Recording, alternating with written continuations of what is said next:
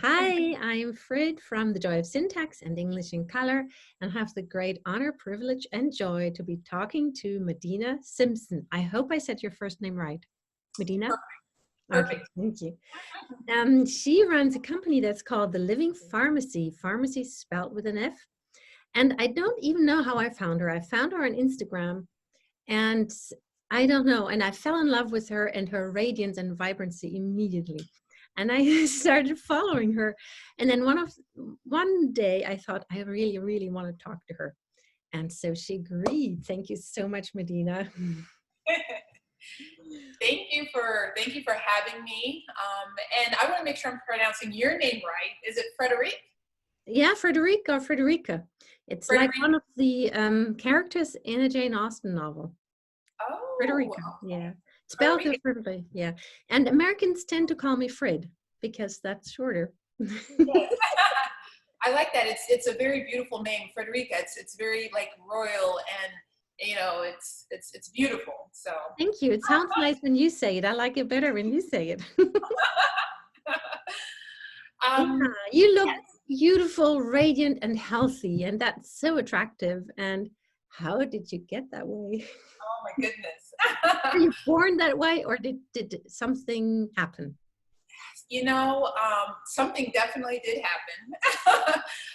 Well, first, I would have to say, first and foremost, beyond the nourishment of the nutrition, I think the most of the light comes from always like I'm an eternal optimist in my heart, Mm-hmm. and always finding a positive meaning to anything that happens in my life.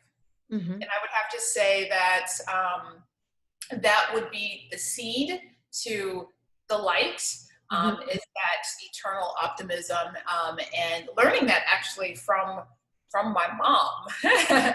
And she, which is a great segue, she is the first one that exposed me to a plant-based lifestyle. Mm-hmm. She became vegetarian first, Mm-hmm. um, and inspired me. And as we kind of talked about earlier, just kind of when we were corresponding through email, I had said that my aunt, she had a cancer diagnosis, colon cancer.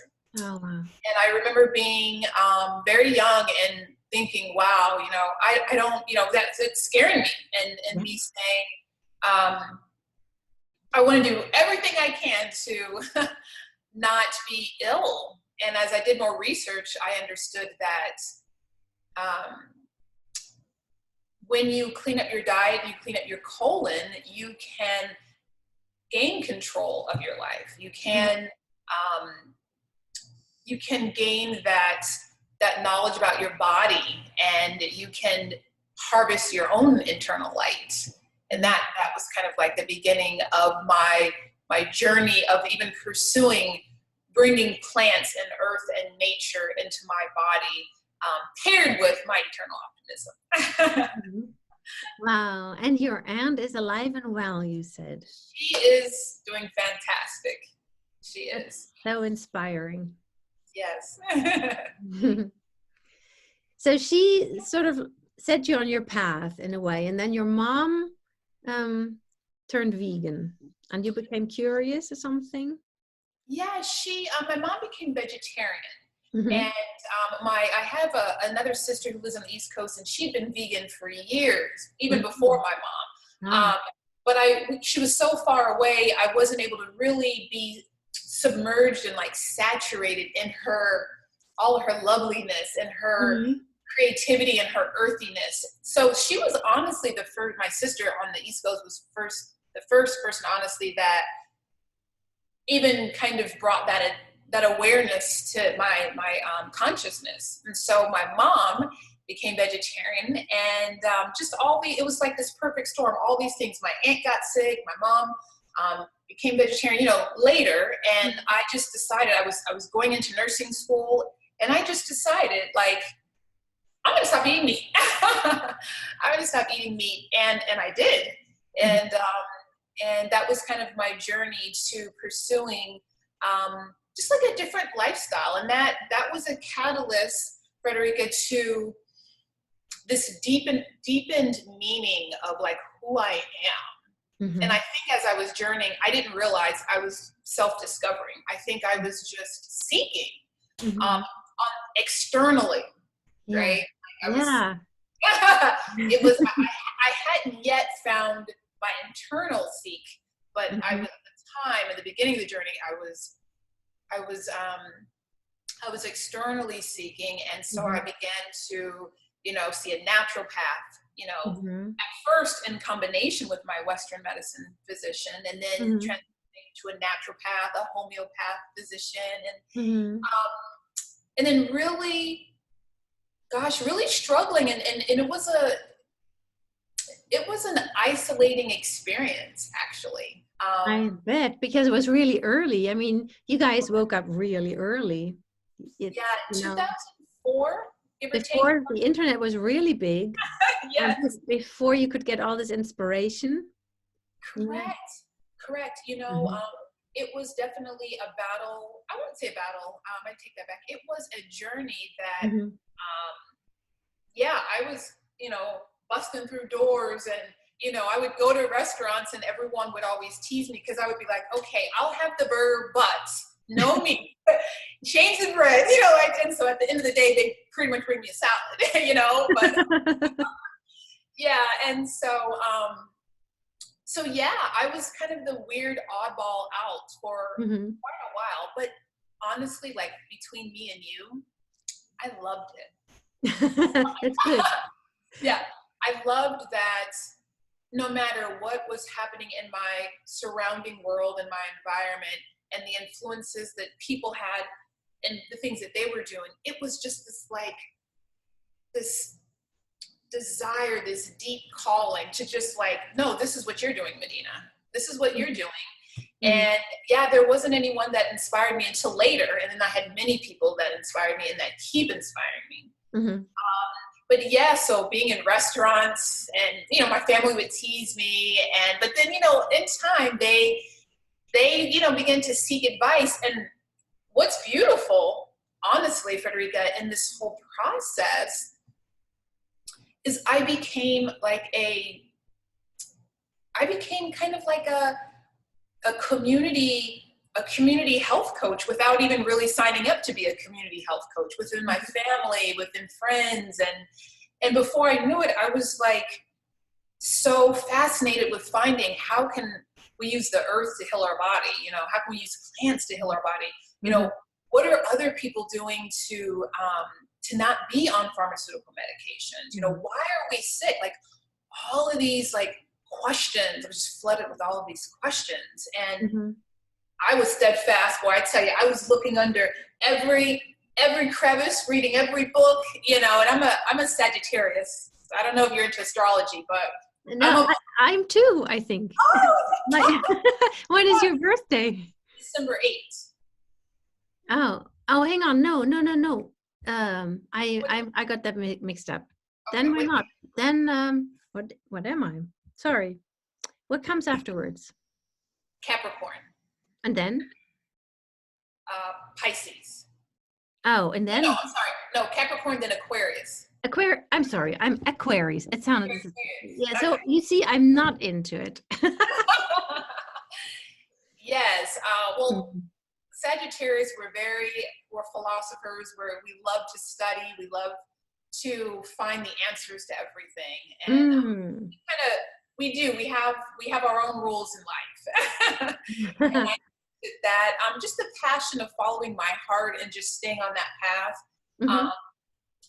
I think really got me through, like you said, those times. There was no internet, there was no Instagram, there weren't all these people who were living these alternative lifestyles. And I'm very thankful, Frederica, I look back and I remember thinking, I wish I would have awakened sooner, all these things. And I know it. And then it's like, but I still have to really be compassionate with myself and say, just the fact that you stayed on your course, you were awake, and you were listening. I have to be compassionate with myself and remember that I I was doing what I was meant to do here on this earth, and that is to follow my heart, Mm-hmm. you know, and it's led me to a beautiful place, and I'm still learning and I'm still journeying for sure. It never stops, doesn't it? Yeah, it doesn't.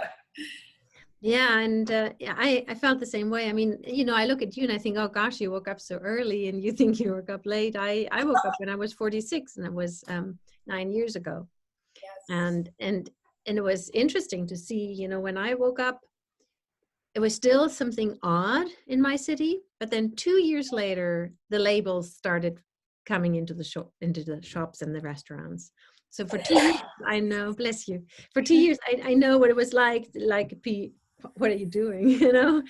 But yeah, and I didn't come through the health gate. I came through the ethical gate. I suddenly woke up because I read eating animals, and then I stopped eating meat and eating dairy because I didn't want to participate in it anymore, and I felt so ashamed for having been so blind. And so I so relate to you saying you need to be compassionate with yourself. And it was Melanie Joy who really helped me develop this compassion, because she shows us all that we're somehow meant to not see the connection.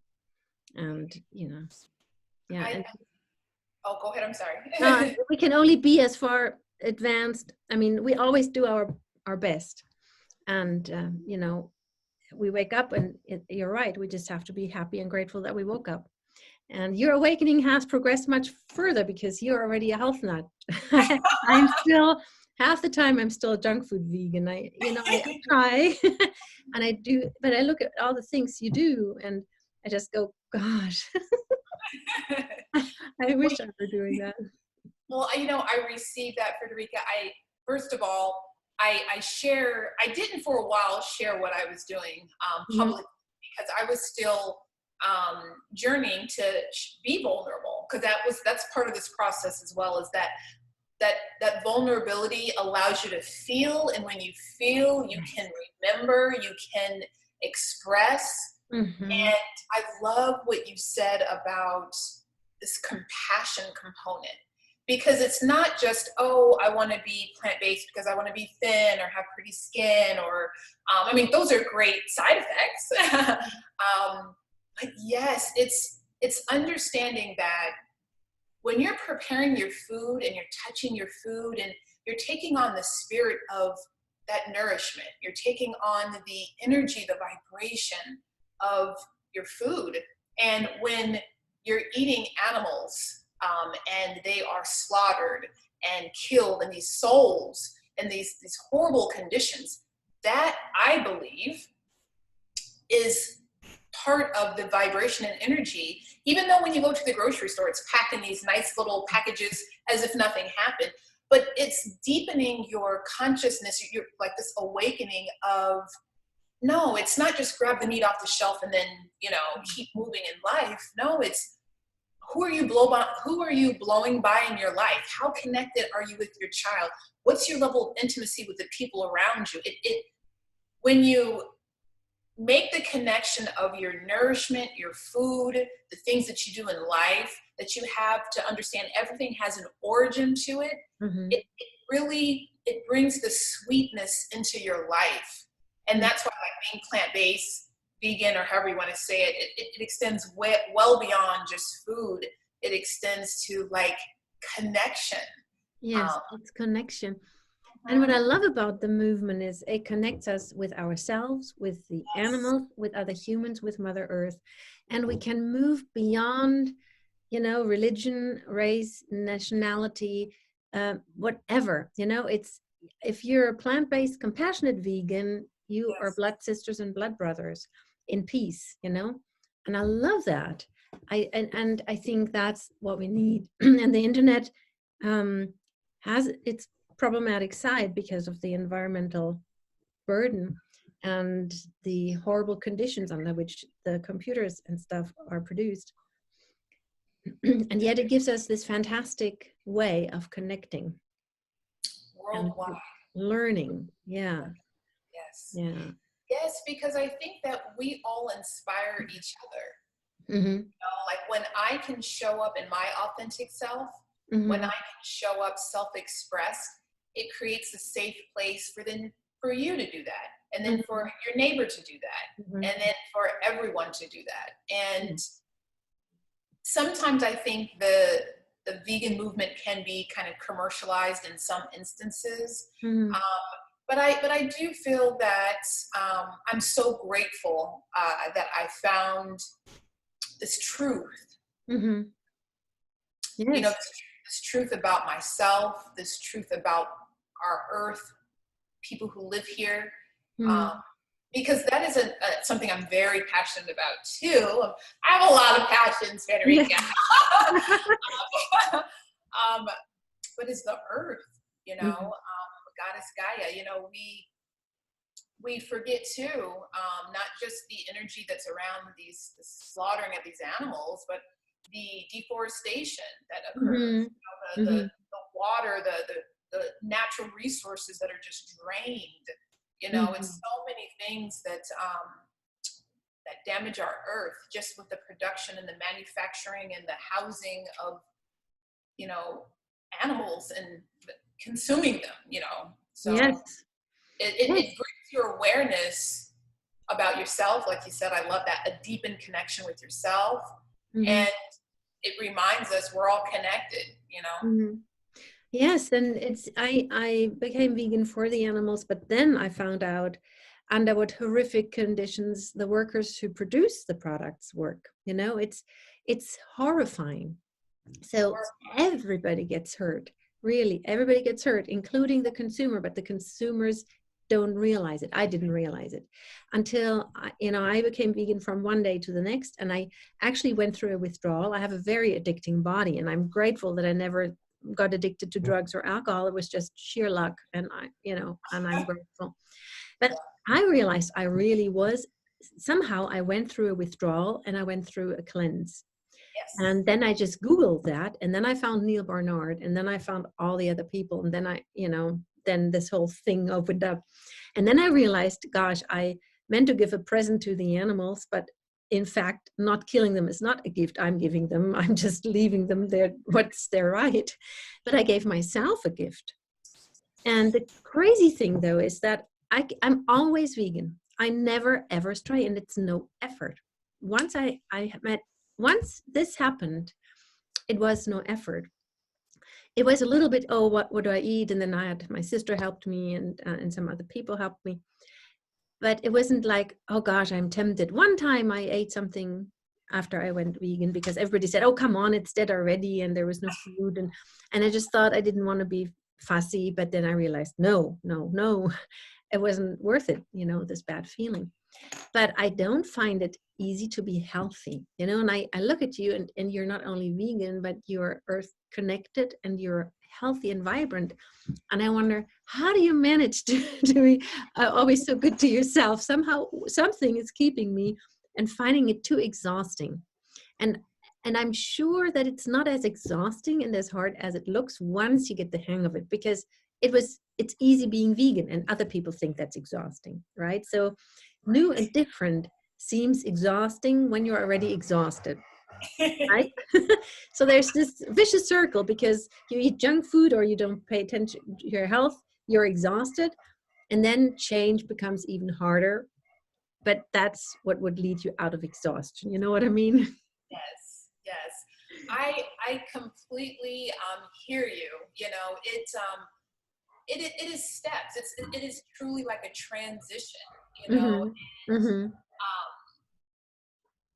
A lot of times when people transition, they try to mimic the food that actually was harming them. Like all of the processed food. Oh, here's this cheese that's vegan, but it looks just like cheese. But it's the key. It's kind of three. When I work with clients, I kind of use these kind of three key things to transition from vegan to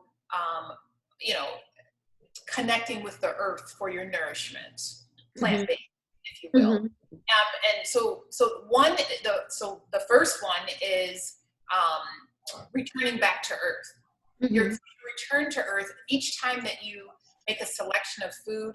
How close is this to the earth and how far away is it from the earth? Mm-hmm. That's brilliant. Use that. Yeah, because, I don't teach, oh, this is this diet, that. Like, I want things to be easy in life because, like you said, Frederica, it's like, oh, we have a million things to do already. We're already drained. The last thing that you want is more rules to have to follow when you make a selection for your body. So whether if it's food, body care, deodorant, shampoo, whatever it is that's in your environment or you're putting in your body, how close is it to the earth? And the closer it is to the earth, the more healing and rejuvenating and knowing it will be, because the earth and the human body is one, right? And so that compatibility is what will give you the vitality. And so Forget that often, though, that they're one. Yes, right. Because we often try to self-discover, Frederica. We often want to look within, but even deeper than that, right, is remembering where, so we want to know who we are, but more important, where we are. Where are we? We are on planet Earth and not by random. And so when you can plug into the earth for your nourishment, for your healing, everything else is effortless. So that's kind of the one thing, return back to earth, connect with the earth. The second one is boundaries. I learned, I love how you said that in your transition. You went somewhere and you ate the meat or you ate the whatever just to appease them because, they do, it can be a lot of pressure, until you begin to raise your vibration and your boundaries shift. Like when my friends or family or love interests want to come into my space, they already planned, they've already researched the best plant-based restaurant. It's nothing that I say. I don't say like, well, I'm not going here. I'm not going there. It's a vibration of boundaries that I give off because it rings so true to me that I don't have to fight away or resist or have temptation, not to, generally, because my boundaries are very clear into where I am. And that has helped me with boundaries in other areas of my life, which I'm still working on in other areas of my life. It's a daily process. But when we're talking about transitioning from just vegan processed food to really, truly nourishment beyond the mouth, nourishment, it's connecting back to the earth, boundaries, right? Which are super, super important, which those boundaries raise your vibration. And so so those are kind of like my top two. And then the last one, and I guess there's many, but I guess I'm sharing my top three. Because there's actually a few things, but the last one is really one of the most important one, and it's really connecting with spirit. And that grounding allows you to kind of anchor this remembering who you are. So, and did you find your spiritual side, or did you get access to it through the changes in your body because of veganism, or? Yes, absolutely. I didn't realize, like in retrospect, Frederica, I didn't realize that I didn't really have a spiritual compass or a spiritual. It wasn't something that was on my conscious mind, and saying that now it's a little daunting, but that's the truth. I was raised in a very religious household, but shortly after, 1920, I no longer connected with that religion and just didn't really have any specific religion. And I hadn't really found spirituality, and really spirituality is just a deepened connection with yourself, right? And it was only until I became in tune with the earth Mm-hmm. And when I became in tune with that self-discovery, when I came in tune with my dark and my light of Madinah, and honoring both of those aspects, because so long I wanted to stay in the light, just stay in the light. Don't look at the dark side, but both is what makes you whole. Mm-hmm. And both are teachers and lessons, you know? Mm-hmm. And so when I found my spirituality, it was all within this journey. And I'm so thankful for it, because when I get off course, I just go right back into that anchoring of my creator, finding myself, my higher self, for that guidance. Mm-hmm. Yeah. Cool. So the earth, boundaries, and spirit. Yeah. If you can embody the three of those in your own way, I believe that it will bring ease and beauty and nourishment in your internal and external world. Mm-hmm. Yeah. And is it then that you grew your garden, or did you have a garden before? So I started gardening when I lived in Chandler. I probably started gardening in 2010.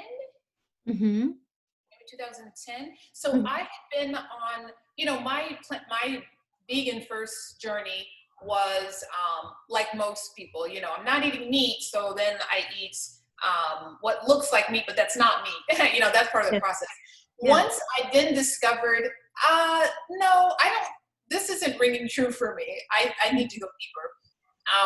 I then began to understand fresh fruits and vegetables, and I said to myself, and that's kind of me. I'm like, hey, if they can do it, I can do it. Like I was going to farmers markets. I'm like, hey, they're growing their own food. I can grow my own food, So I had a good friend build planter boxes. Mm-hmm.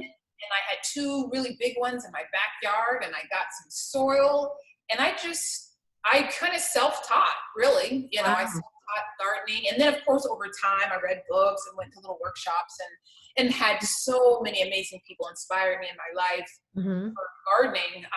But in the beginning, I just chose, Frederica, I just made a choice. Yeah. Mm-hmm. Yeah, I just made a choice, and I said, I'm going to grow my own food. And I want to share with you really quickly an experience that so dear to me. I didn't realize what growing your own food would do for my life, beyond just having easy access to grab lettuce to make a nourishing meal. Friends and family started to come over more to my home and harvest from my garden. And I didn't realize in my life, I was yearning for more connection with my family and friends, and so it was this effortless way to connect more with people, because they were coming to see my garden. They were coming to harvest. And so I would get texts, hey, leave the gate open. I'm going to come back and harvest. And this one particular friend, who's still a very good friend today, she brought one of her girlfriends one time to come in my backyard to harvest when I wasn't there. And her friend just came upon the garden and was just in tears, just burst in tears. And she said to herself, this is my friend telling me this, she says that her friend was in tears, and she was saying, I never even thought about growing my own food. Like, it was something that touched her so deeply. Like, you know how you have that moment, you're so disconnected, and then you have that one moment of connection, and it's so powerful. And I think she was just overtaken by the beauty of the garden, and that's what gardens can do for you. And I would spend time in the garden just alone, reflecting and teaching and having ahas, and I was seduced. That was it. Yeah, that was it. Yeah. Wow, that's beautiful. My mom had a garden, Yes. and she loved it. And I always thought that the food from the garden tasted so much better. Yes. What scared me was that it seemed so exhausting. The work seemed so exhausting, and then harvesting, and what do you do when everything comes in at once, you know? And okay, my grandmother and grandfather also had their own garden, and they did a lot of canning, but this old-fashioned canning where you boil everything till it's dead and you add a lot of sugar and salt. And so I felt, well, what do you do? I mean, can you have a garden and another life, or is that your life then? And can you do it without totally overextending yourself, you know? And I just look at you, and it seems like just a source of joy and strength and power instead of something that exhausts you. So that's really yeah, inspiring, and also, well, it's like mind opening. Oh, you can actually have a garden without it almost killing you. Well, you know what? I love that you say that, because that is a perspective I think that a lot of people have about gardening. Mm-hmm. For me, I love to make things easy in my life. That's really big for me. Is like, is this gonna be easy? You know, and I have an automatic watering system. Mm-hmm. So it takes out the like the frantic kind of, oh, I need to go water my garden. So if I'm traveling or what, you know, so it's automatically watered. I have the best soil, like in Arizona. Mm-hmm. So it's already growing in an ideal environment. And so there's really not much to do. There's not going to be a whole lot of weeds and so the water, the soil, and then, you know, I think the amount of planters that I have, it's not too overwhelming. It's not like this big, huge farm. So I keep it scaled to what I can handle. Mm-hmm. And honestly, Frederica, it slows you down. Mm-hmm. You know, and I think so many people are scared to slow down. True. So then that provides anxiety, and that gives this perception of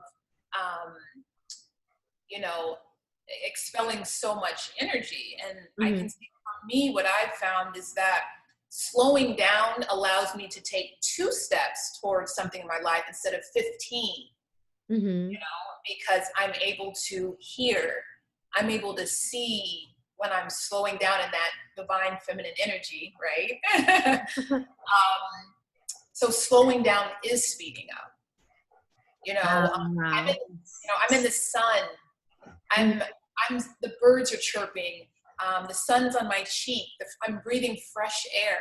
You know, sometimes I'm alone. Maybe that's the garden is a time where you have your alone time. It's like, I don't know. It's this unfolding. It's an unfolding of self gardening. Oh, beautiful. Yeah. Yeah, and that's what it exudes, you know, when I see those Instagram videos and pictures, that's what comes across. It's inspiring, and it doesn't seem too much. It just seems like, how does she do it? You know, I have a lot of energy, and I do a lot of things, you know, like I'm involved in a lot of different, and I only show like not even a third of my life, you know? Yes. And so, I don't know, it's the earth, I just always say it is the antidote, you know? It doesn't mean every day I have a beautiful, vibrant, amazing day, even though I'm this eternal optimist. Even if something bad goes, I'm still somehow finding, like, you know, the beauty in it or the lesson in it. But something about the earth allows this just I don't know what the word is. What I used to do, Frederica, is I used to be very type A, I planned everything. Everything had a time, a plan, a meaning, an execution, you know, and that lifestyle, that mindset, Frederica, it didn't allow for the earth to be in my life. And so the thought of oh God, now I gotta go outside and do this. It was a task. Oh, I got a garden. That's a task. That's a Yes, task. yes, yes, yes, yes, yes. But when I chose to not have a plan Mm-hmm. and kind of allow this magical unknown to come into my life, Mm-hmm. I I was able to see all the things that I call energy leaks that I had in my life. Mm-hmm. Yes. And I was able to gain back time as I closed energy leaks. Ah. You Yeah. know, it's like we have this illusion that time is 24 hours a day, or this illusion, but the reality is that where are you focusing your time? You Mm-hmm. know, and is it burning your energy? Mm-hmm. Because when you choose to say, I want to show up in this way in my life, it takes, you know, a death. It takes a death of a mindset. It takes a death Yes. of behaviors. It takes a Mm-hmm. death of all these things that have been leaking your energy for years, that you feel that, oh, but I do this every day, but this is what I do. Certain things for me that I can identify as energy leaks. Mm-hmm.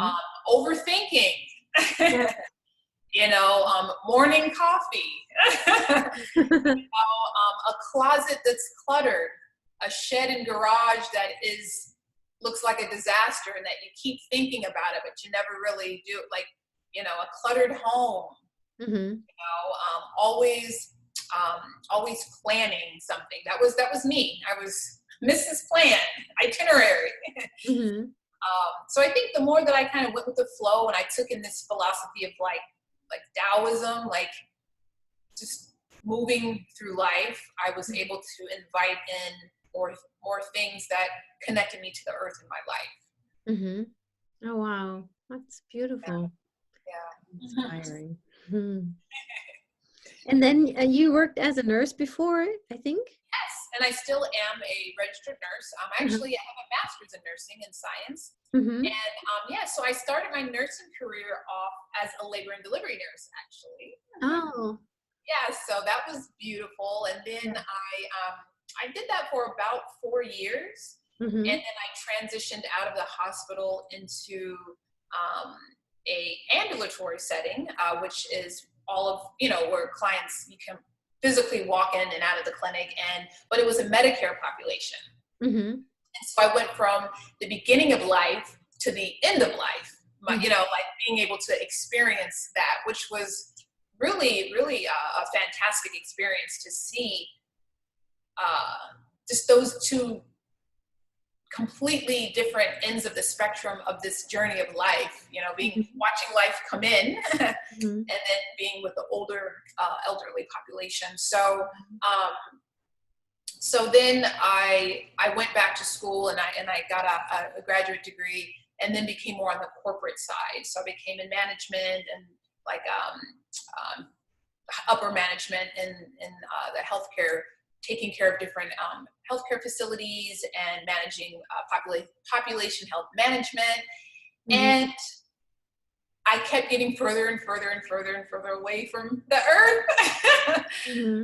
Yeah, and I eventually, and I'm so grateful for the journey of the corporate side, because I didn't know that I had leadership skills until I was put in those roles. And I'm so grateful to have had that journey, that nursing, that clinical side, more of the hands-on, just the more opportunity to learn about myself. But I ended up showing up when I achieved all of these successes, right?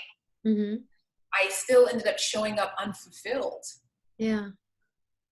And that's when I, at night, started the Living Farmacy. I said, I'm just going to start. And I built the website myself. I taught myself how to program and build a website. And to this day, I still manage it. And that was kind of like I said to myself, there's something more for me. I'm grateful for where I've been, but there's something more for me. Mm-hmm. Yeah. Yeah. And I trusted that. Mm-hmm. Yes. Yes. Cool. And then you took the jump. I did. I went and studied in Puerto Rico at Ann Wigmore. I don't know if you're familiar with her. Yes. But How yes, lovely. yes, Yeah. I studied at her Natural Health Institute in Puerto Rico. Mm-hmm. It was phenomenal. I was Mm. inspired to go there through someone who inspired me on my journey, Kimberly Snyder. I And heard her name. Yeah. yes, yes, very, very beautiful woman, and her story is very, there were a lot of similarities, and I kept having all these serendipitous kind of omen connections with her, and just it was just unbelievable. And I was in Sedona, and I got a book, and already listening to her story, that's where she went and studied there and experienced the Ann Wigmore Natural Health Institute as well. And I remember reading her book, and I was like, I'm going to go there one day. You know what I mean? And I just, this eternal optimist. And it was just not the right time yet. And then I went to Sedona, and I purchased a book that I loved. And I looked at the author, and the author was actually a director or an instructor at the Ann Wigmore Natural Health Institute in Puerto Rico. And I was like, it was just all these signs just like getting me there. And so I went, and 6 months later, after I went, I quit my job. I just quit my job, and I jumped. That was my jump. I didn't really have any particular plan, but I knew that I was to do something more fulfilling for the collective, for myself, for the earth. Mm-hmm. Yeah. Yeah. And then you just started advertising, or you found clients who wanted to be guided by you? Frederica. No. Oh goodness. I hid for a while. Ah. Because I had to know everything before I actually really started, right? Yes. Everything has to be done and finished, and yes. I had to have every piece of knowledge that existed before I could start, right? Yes. This is what I told myself. Mm-hmm. And so, I'm just going to read one more book. I'm just going to do one more workshop. I'm just going to do one more, and then what happened was, like I was telling you, in my kind of close community, I kind of somehow developed to be this kind of go-to person for natural health remedies. Mm-hmm.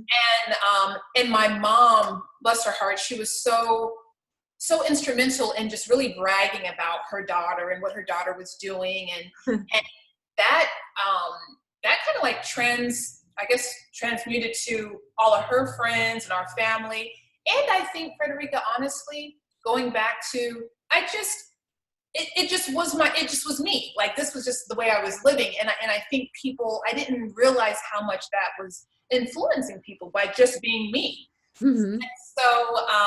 So like I said, I was hiding, I was researching, I wasn't, I had my website built, I had the concept, everything. But I still was hiding because I wasn't ready yet. Yes. And I got a call. I got a call. And it was a very beautiful woman in just the community that I'm in, a family, not a blood family member, but someone very close in our family. And she was like, I've been hearing about all the work that you do, and I would like to schedule a consultation. I was like, oh, I was like, oh, hold on, this is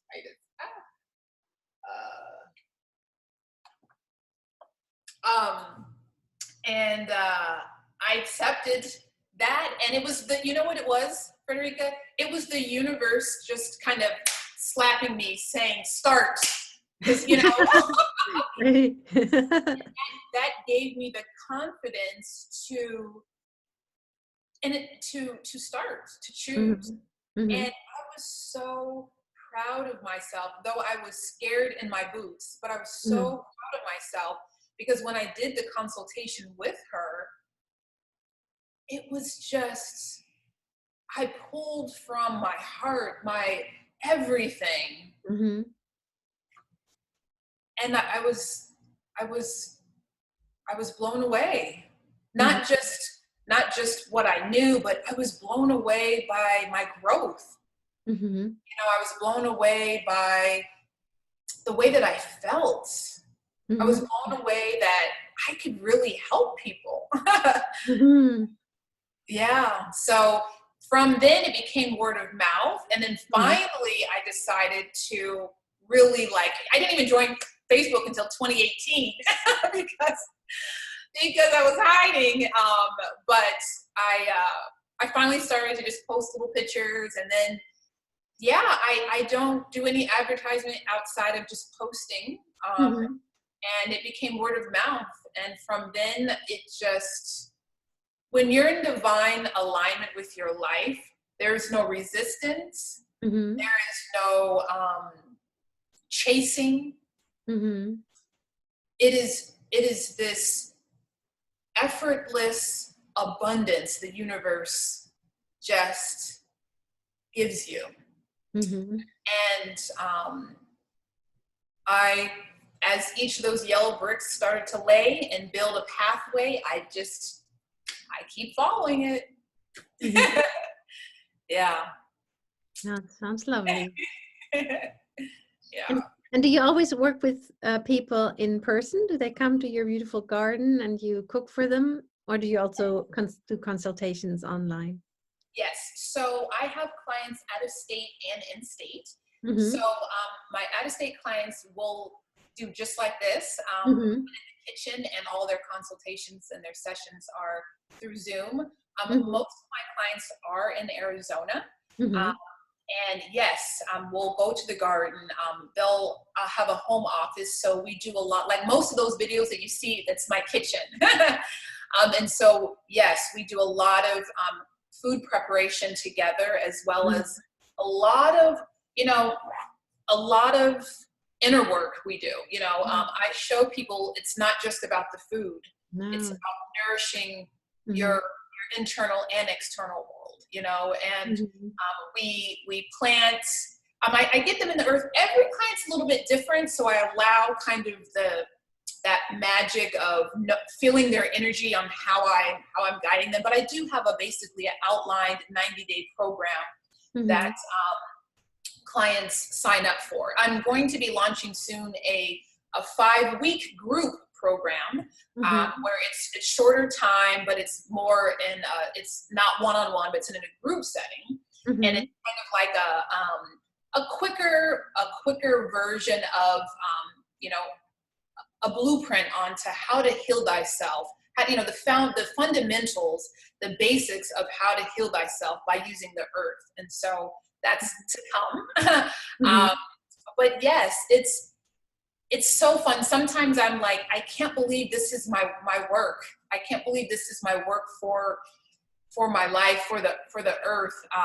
My contribution is I get to wake up every day and I go to the grocery store with clients, and I take them through this beautiful seduction in the produce section, and I allow them to see beyond just the plants. It's really just taking them on this journey where it's like putting on these glasses, kind of like how you were saying, Frederica, where, when you can discover all this compassion about the animals, and it opens up just this whole new world about food and your body. And that's the same thing as you begin to rediscover the earth. That's why I use it as the anchor in all of my teachings, whether about food or self-healing or whatever it is that's kind of going on with the client. It's always like anchoring back to the earth. So yeah, and it's also about healing old trauma, isn't it? Because trauma disconnects us, and then we're lost. Yeah. Yes. I have, this journey has allowed me to pull up so much trauma I didn't even identify as trauma. Yeah. And when I did, that's a whole nother unveiling. Yeah.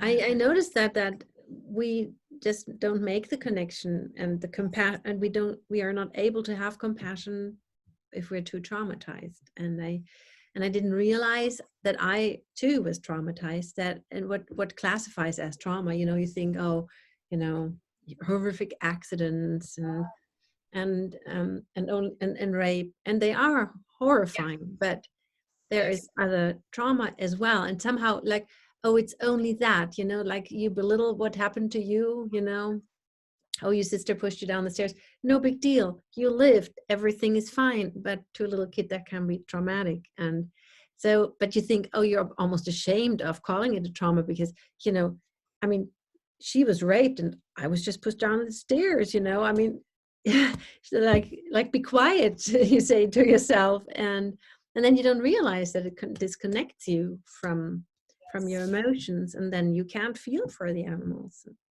Yes, you can't feel. And I didn't realize for so long I wasn't allowing myself to feel. And you said it so eloquently and beautifully, is trauma makes it difficult for compassion. And that was something I really had to work towards. As I was healing, I developed a level of compassion that I never knew that I could have. And I didn't realize my lack of compassion, lack of vulnerability, and you're right. I think I thought of traumas as, being burned alive, or, I'm like, oh, I don't have any traumas. But when I did the work, Yes. when I did the work, wow, I didn't realize these things from my childhood. If I can share one, just because I'm practicing being vulnerable. Yes.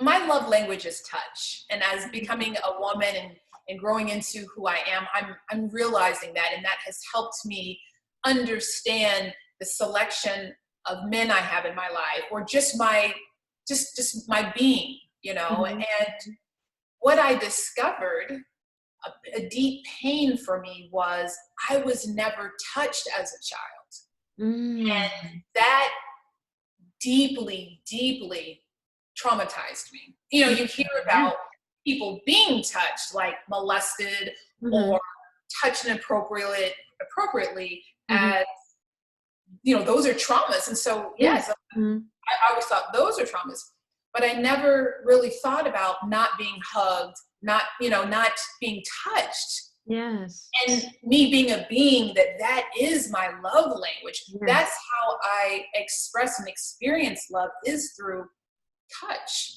And not having that created such armor, armor, just all over my body, because it was the only way that I could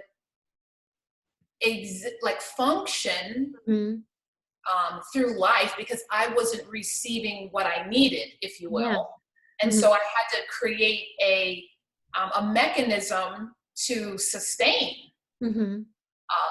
And so the lack of touch for me was a big trauma that I discovered, that then led to many mindsets and behaviors and lack of boundaries that I developed as a woman, as a young girl and a woman. And so healing that and putting new meaning to that experience is what has been helping me heal that piece of me, that little girl who's just feels so lonely because she's not valued. Yeah, and starved. Yes. Yes, and disconnected, really. How can you connect? Yeah, disconnected and starved and overlooked. Horrifying. And in plain sight, still live in a beautiful home, have food, clothes, parents who take care of me, but that was their way of expressing love, was, providing a stable environment. And so when I would come to them, like, needing this love and this attention and this touch, it was just kind of like, well, you know, we love you. Like, look, you're healthy. You've got food in the refrigerator, you know? So, Yes. yeah. And there's no right or wrong in all of that. You know, I know my parents loved me and they did everything that they knew how to nourish me. Mm-hmm. It's just my own experience. Mm-hmm. That's the way that it showed up for me. And so I've been working to heal that piece. Yeah. Mm-hmm. Yeah. Yes, I relate. Yeah, I mean, we always do the best we can, but they probably didn't receive touch and they were probably overextending themselves to give you what they thought you need. Absolutely. Yeah. And I had a thing which I just realized the other day, that my mom was always overworked and always exhausted.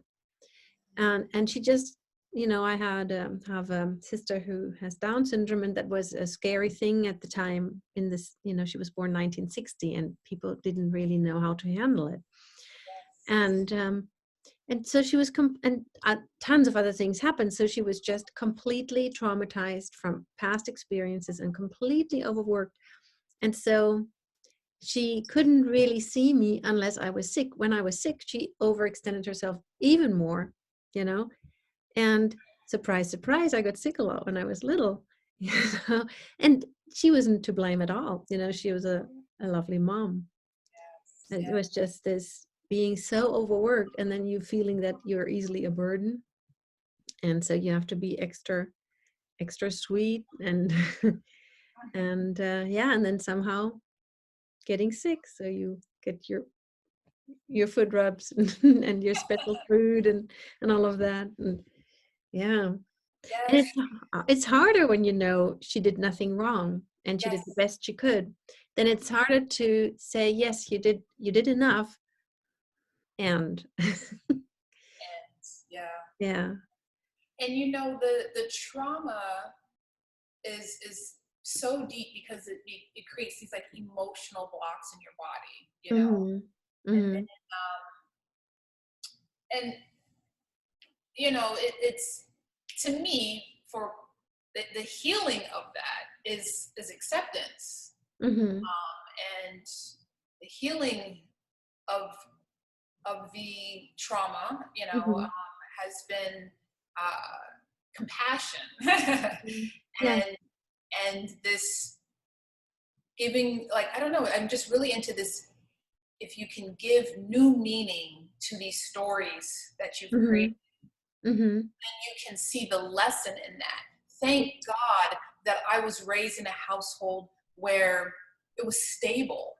And I Mm-hmm. learned, I had my mom and dad were in the home. My mom was a homemaker. She didn't work. And, we always, like, they taught me so many skills and so much valuable information to be a human being, Mm-hmm.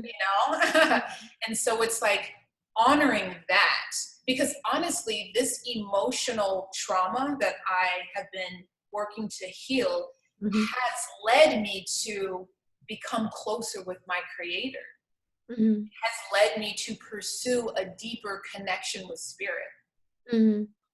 and without that, do you even seek spirit? No, you don't. Probably it's a quick answer, right? Yeah.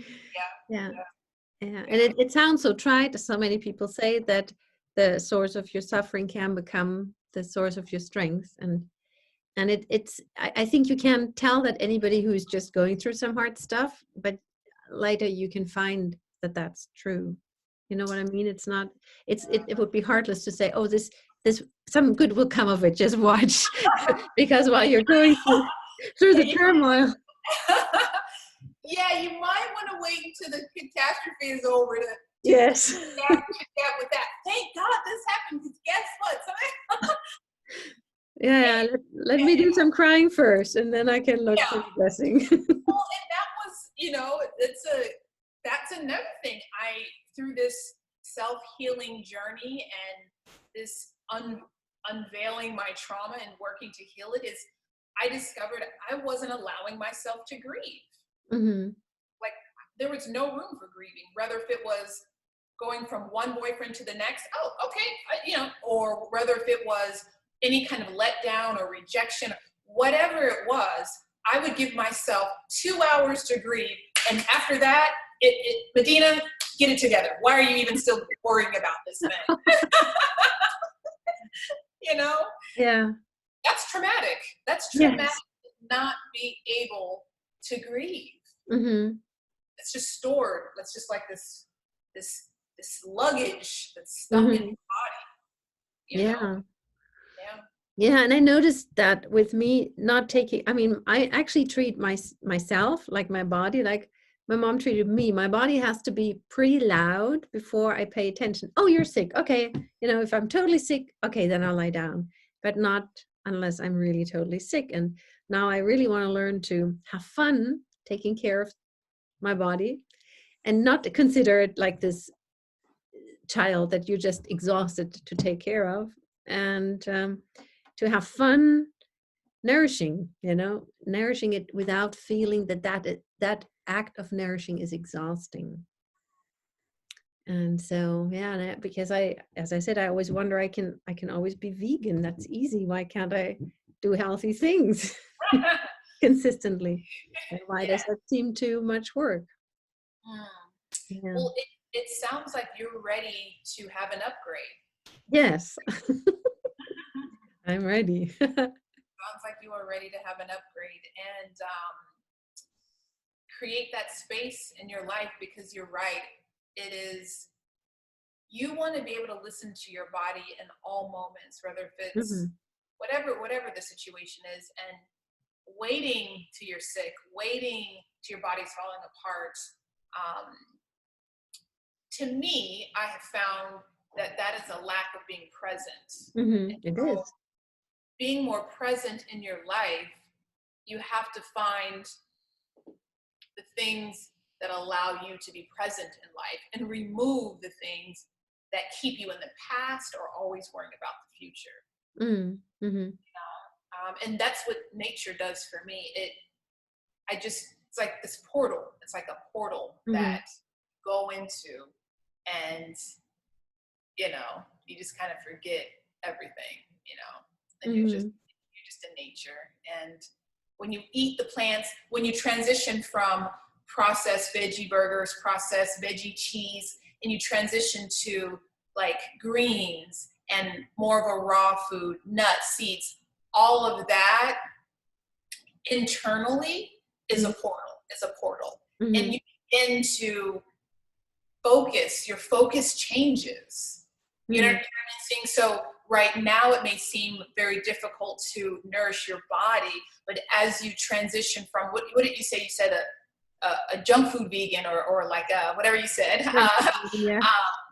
As you love yourself and as you take the time and to transition that nourishment from the earth into your body, it will know exactly what to do for you.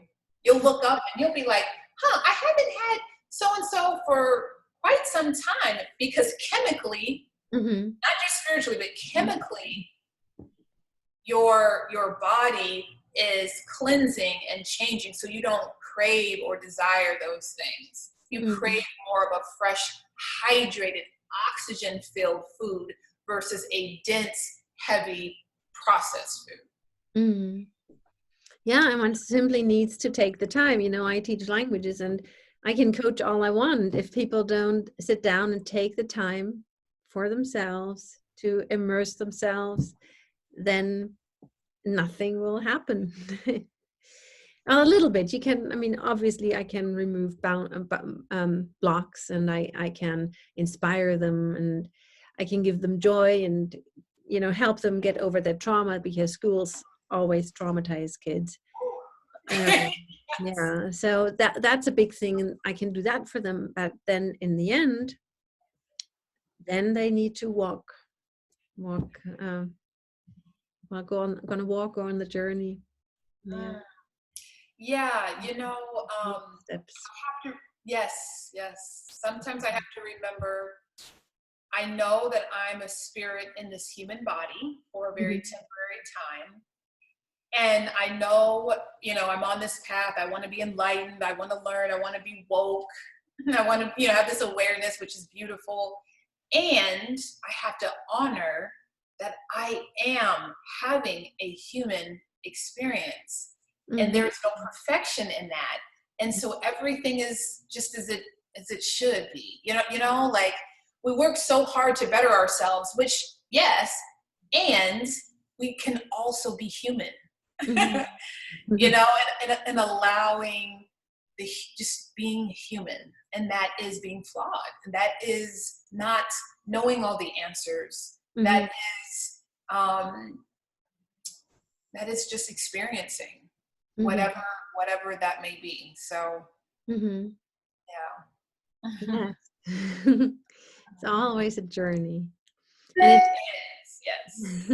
And it seems like, it seems like when I teach language and when I work on certain things, I get into this flow that you describe when you're working in your garden.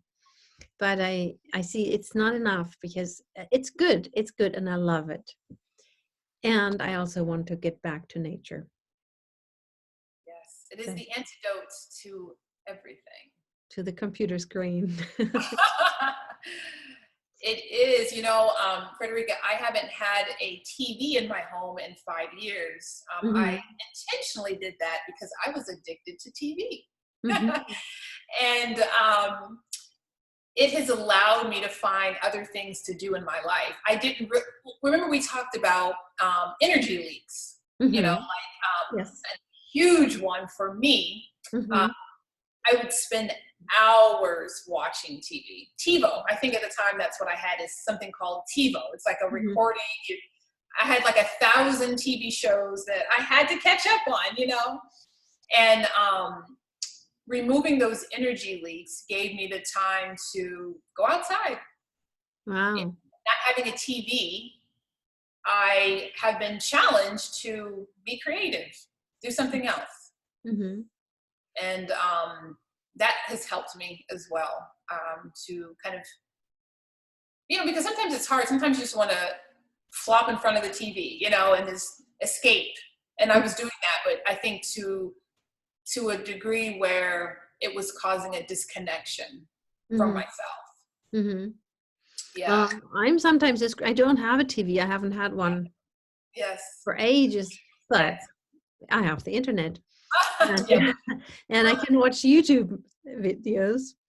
And and then it's always this excuse: I need to learn this marketing thing, I need to learn this, I need to learn this technology, I need to be, I need to keep up with whatever is happening. So I watch these things, and you need to know a few of the things. So, but then it's so hard to see, where is it now simply,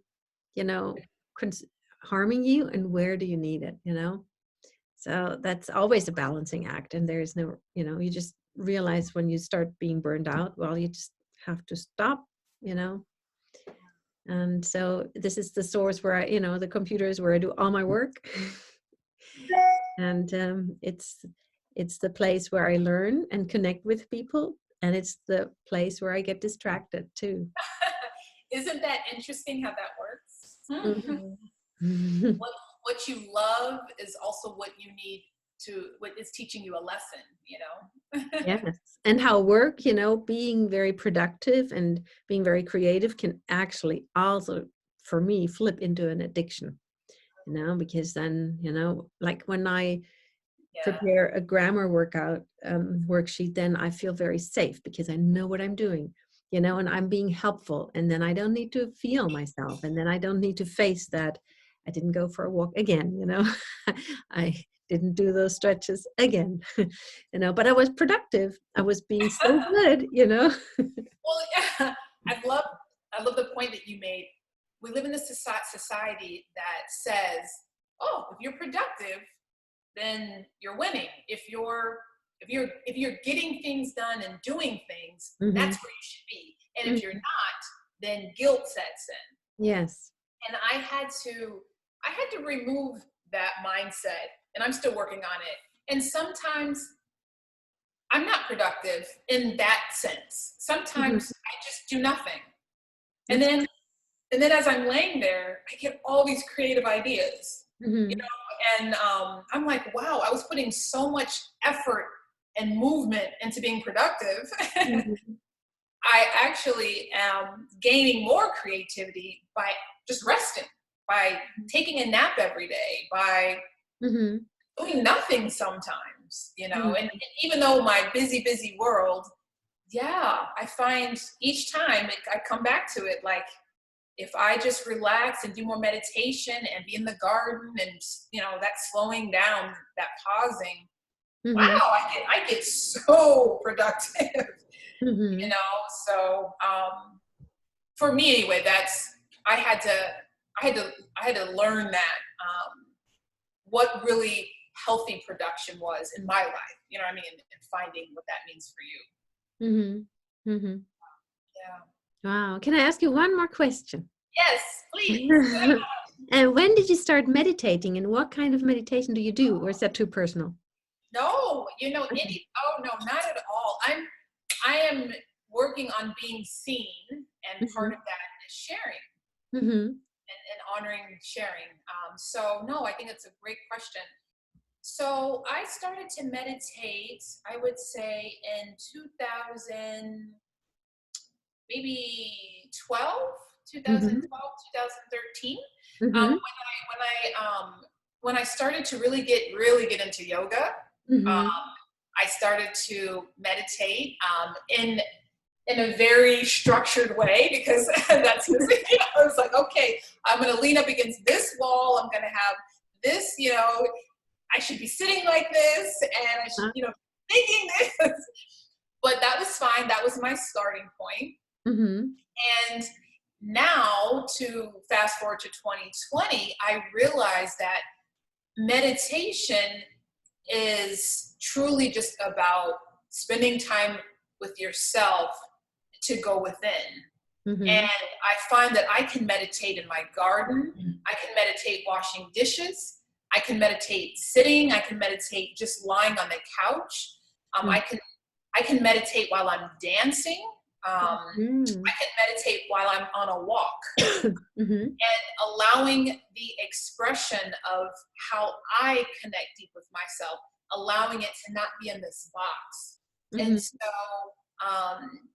I meditate sometimes with music, without music. Mm-hmm. What I love to do is to be able to burn some type of sacred plant, like Mm-hmm. sage or juniper or Palo Santo or something like that. That Mm-hmm. really helps relax me. But I Mm-hmm. find that meditation, Frederica, is like the ultimate connection with myself. Mm-hmm. And I'm trying to think what else you asked me. When did I start meditating and how I meditate? Yeah. So yeah, So yeah. yeah, So, yeah, yeah. yeah. It's changed my life. It's the more that I connect with spirit, the more Mm-hmm. that I meditate. I got to a point where I was doing 45 minutes a day, and Mm-hmm. then things would change, and then I would only be able to do 10 minutes a day or 20 minutes a day. Mm-hmm.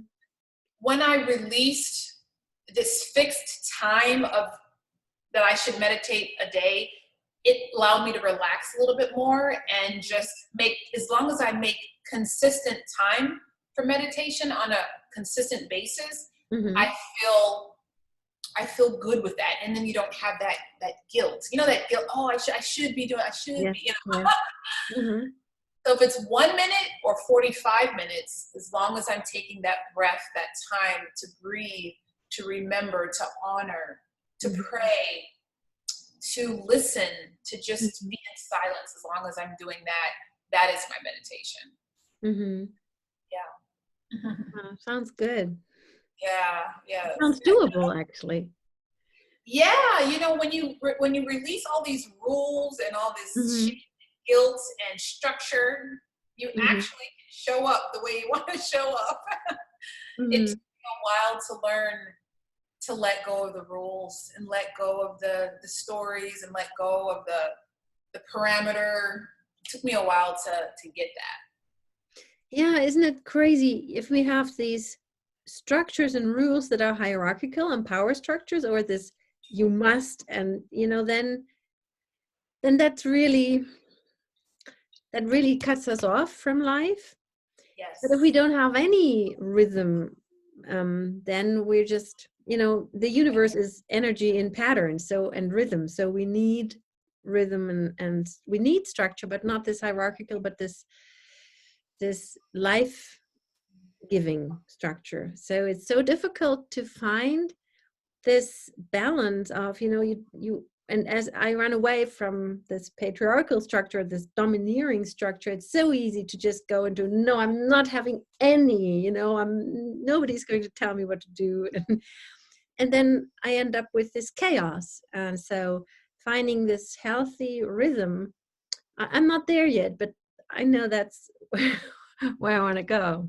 Yes. Yeah. Yes. The divine balance of divine feminine and masculine energy. The more I read and understood divine feminine and masculine energy and the traits or the energy that is behind both of those, Mm-hmm. that's where I found more of a balance in my life. I didn't realize I need to listen more. I need to nurture more. All those things are feminine energy. Frederica, I was in such masculine energy all the time, achieving, Yes. leaning in, being productive, success, like learning, all these things, Mm-hmm. heavy masculine energy, which is what our world is, our society, I should say, because the earth is in divine balance of both energies, but man, like you said, this patriarchal society, it's being in this masculine energy where you're doing, and but truly that feminine energy is the intuition, so you're acting and you're doing all these successful things in this masculine energy, but what is that direction grounded in? Are you just all over, and or is it grounded in this feminine intuition energy? And when I learned those traits of both, I realized, whoa, I was way in my masculine. And I have to consciously every day remember those traits and those archetypes of being in that feminine energy. It's not about being oppressed or being feminine wearing a dress, but when I say feminine energy, it's about this intuition, this listening, this nurturing that I think that the world now is awakening to, is the self-care movement, the self-love movement, and all of those things. Yeah. Yeah, and isn't it funny? We learn our mother tongue through listening, opening up. But then at school they always do the drill and the speak rather than listen. I always feel that's the beginning of the programming is school. That is the beginning of the limiting beliefs, the limiting creativity, the limiting of how expansive we can be, and traditional schooling, Yeah. I think that we are such incredible beings, Frederica. I think that we are so powerful and so magnificent, and to be able to, I don't know, I guess each of us be part of this world where we are allowing each other to express that more, even with the institution of school. How about we have that, and we have all these other avenues where we can express in our full magic, So, which, look at us today, this platform today has allowed us to share across the world, to inspire each other, and to be seen and to be heard, and to be creative. That's beautiful. That's love. Well, should we call it a day for today then? That was a lovely ending.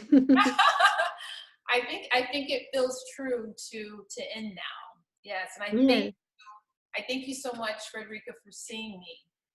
And I thank you so much, Frederica, for your beautiful heart and your support, and your effort to be your best self. Yes. Thank you, Medina. Thank you. And thank you for your beautiful presence and inspiration. It's always very life enriching to see your posts. Oh, thank you so much. Thank you so much. And I hope I'll see you again. Yes, peace and love. You too, and light. Thank you. Yes.